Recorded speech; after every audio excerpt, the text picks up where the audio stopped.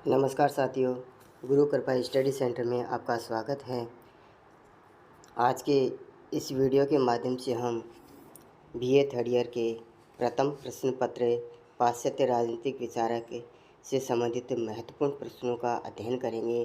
Video शुरू करने से पहले आप इस वीडियो को अंत तक ज़रूर देखना और ज़्यादा से ज़्यादा इसको शेयर भी करना और साथ ही साथ चैनल को सब्सक्राइब करना न भूलें और कमेंट्स भी ज़रूर करें। तो हम चलते हैं आज के प्रश्नों की श्रृंखला में। तो दोस्तों, जो आपका पहला प्रश्न है वो है कि प्लेटो के अनुसार न्याय क्या है। पहला प्रश्न जो है वो यह है कि प्लेटो के अनुसार न्याय क्या है।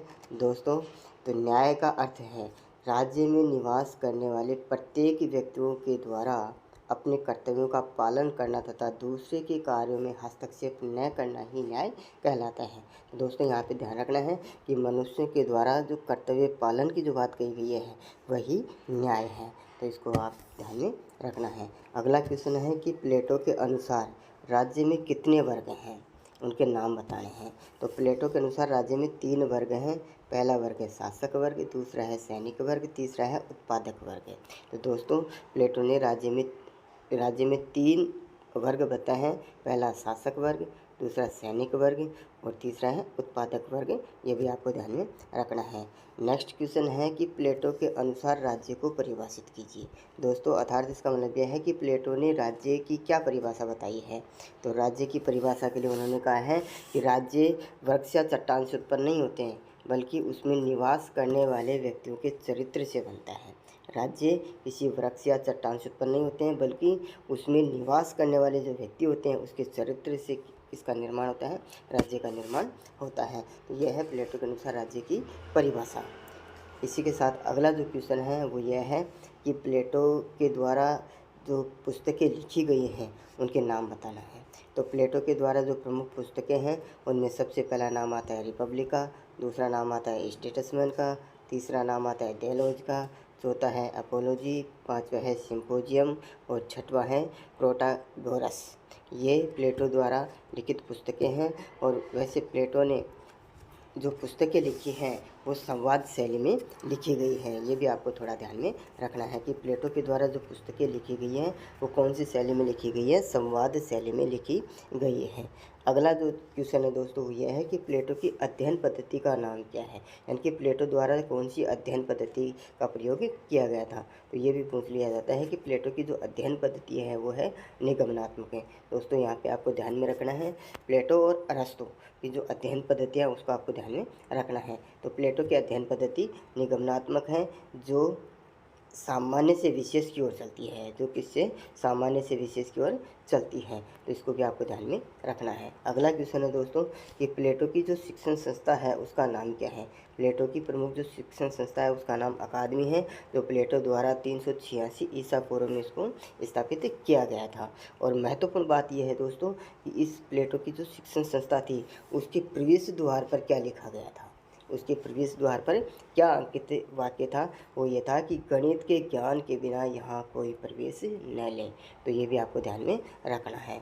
अगला क्वेश्चन है दोस्तों कि प्लेटो की शिक्षा सिद्धांत की 2 विशेषता हैं, कौन कौन सी हैं वो बतानी है। तो प्लेटो की जो शिक्षा सिद्धांत है उसकी 2 विशेषता हैं। उनमें पहला है कि राज्य द्वारा नियंत्रित और अनिवार्य शिक्षा, यानी कि जो प्लेटो ने जो शिक्षा योजना प्रस्तुत की है उसकी पहली जो विशेषता वो यह है कि यह राज्य द्वारा नियंत्रित है और अनिवार्य है। इसके बाद में दूसरी है कि व्यक्ति का सर्वांगीण विकास करना। दूसरी विशेषता क्या है कि व्यक्ति के सर्वांगीण विकास पर बल दिया गया है।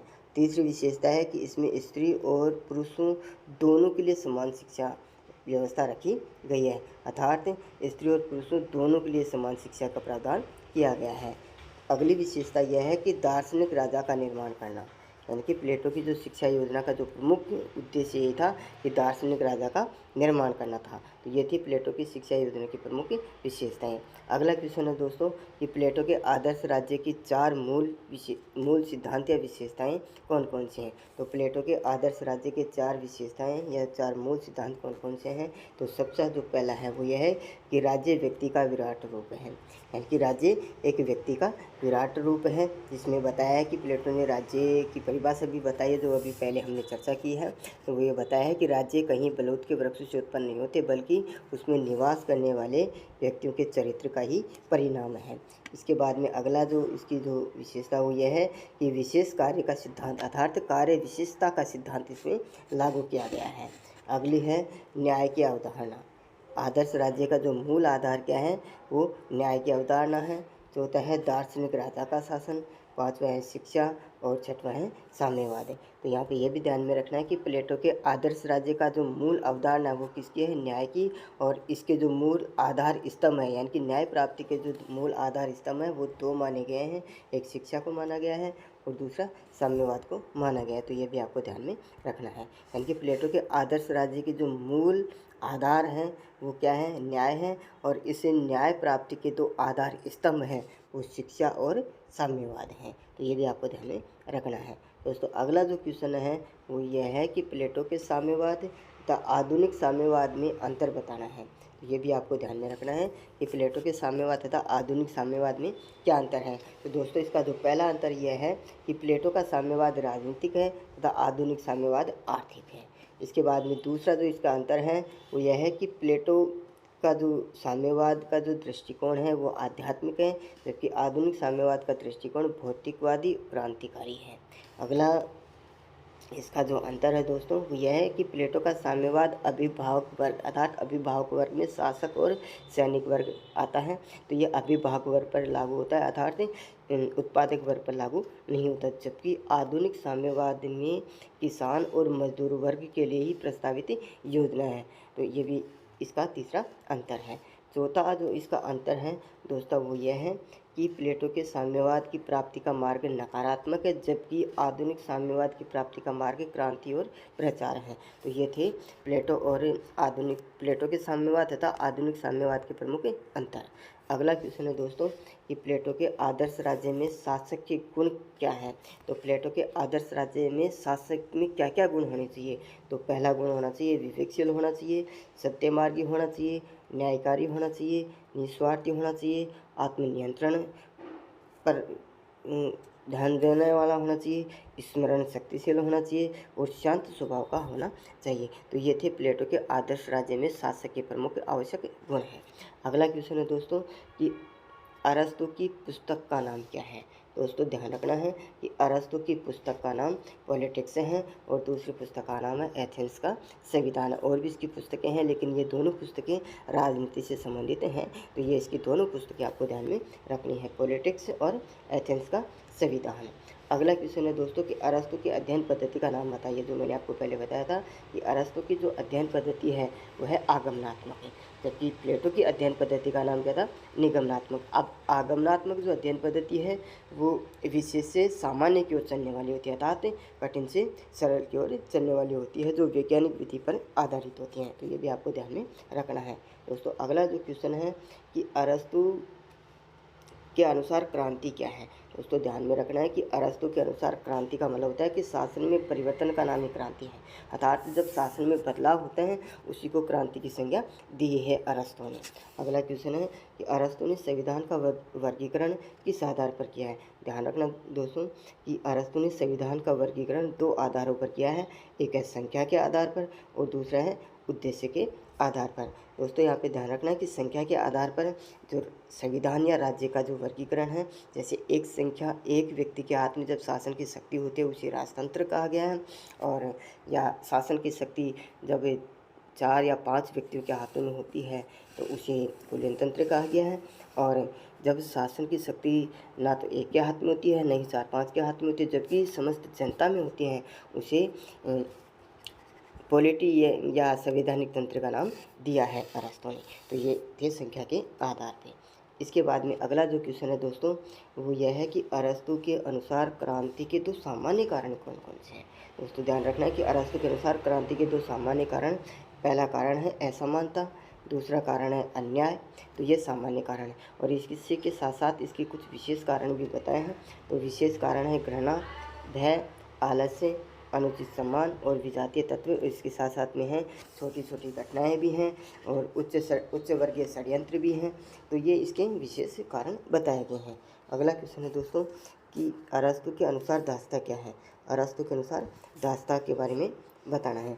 तो सीधी सी बात है, अरस्तु ने कहा है कि वह व्यक्ति जो स्वयं का न होकर दूसरे का है फिर भी मनुष्य है, वह दास है। तो ये अरस्तु के अनुसार दास्ता की परिभाषा है।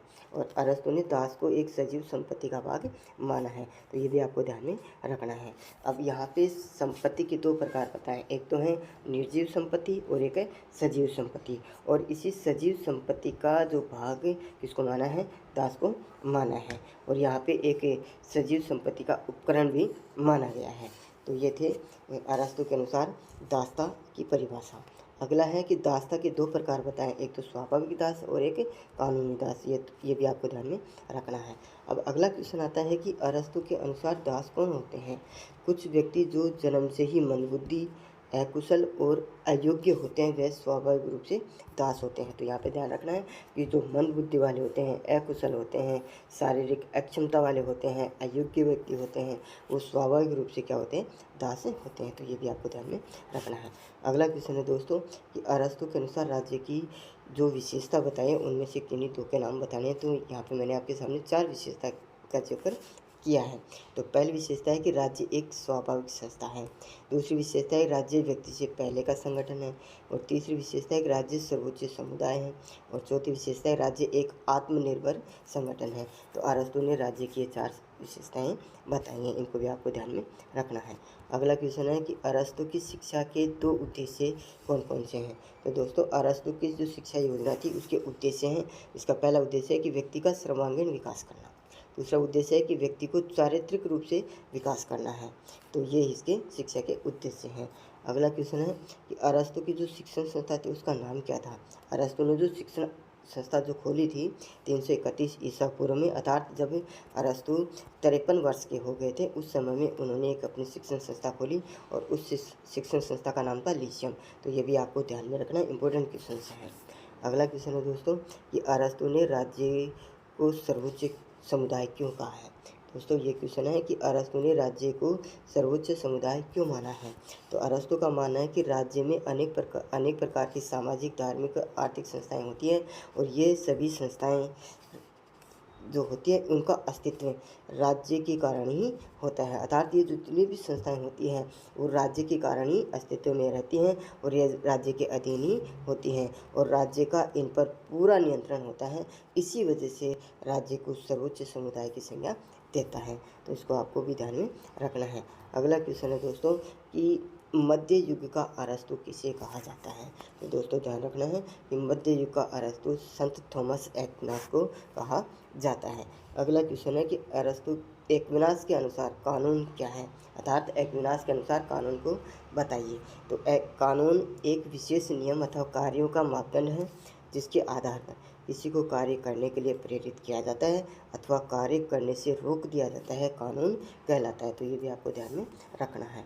अगला क्वेश्चन है दोस्तों कि एक्विनास के अनुसार कानून के प्रकार कौन कौन से हैं। एक्विनास के अनुसार कानून के 4 प्रकार बताए हैं। पहला जो कानून है वो शाश्वत कानून है, जिसे एक्विनास सर्वश्रेष्ठ कानून भी मानता है। दूसरा कानून है प्राकृतिक कानून, तीसरा कानून है मानवीय कानून और चौथा है दैवीय कानून। और यहाँ पे मैंने नोट करके भी लिखा है कि एक्विनास ने शाश्वत कानून को सर्वश्रेष्ठ माना है। तो ये थे आज की इस वीडियो के महत्वपूर्ण प्रश्न। दोस्तों मैं आशा करता हूँ कि आपको ये सभी क्वेश्चन अच्छे से समझ में आ गए होंगे जो आपकी परीक्षा की दृष्टि से महत्वपूर्ण प्रश्न हैं। तो इस वीडियो को आप पूरा देखना और कमेंट भी करना और ज़्यादा से ज़्यादा इस वीडियो को शेयर करना ताकि इसका फ़ायदा सभी लोगों को हो सके। और साथ ही साथ चैनल को सब्सक्राइब भी ज़रूर करना और उसके पास वाले बेल आइकन को प्रेस भी करना ताकि आगे आने वाले वीडियो के नोटिफिकेशन आप लोगों तक सबसे पहले पहुंच सकें। तो आज की इस वीडियो में यहीं तक है। मिलते हैं नेक्स्ट वीडियो में आपके साथ महत्वपूर्ण प्रश्नों की श्रृंखला में। धन्यवाद।